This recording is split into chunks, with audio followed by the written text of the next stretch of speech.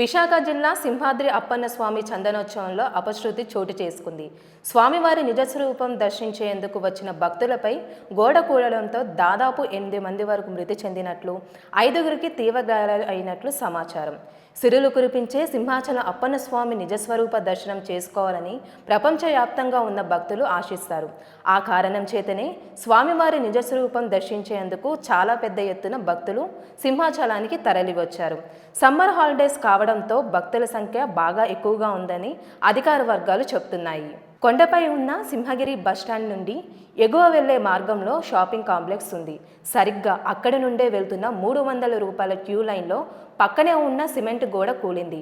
మంగళవారం అర్ధరాత్రి తర్వాత సింహాచలంలో భారీ వర్షం కురవడంతో ఆ గోడ బలహీనపడి ఉంటుందని భావిస్తున్నారు.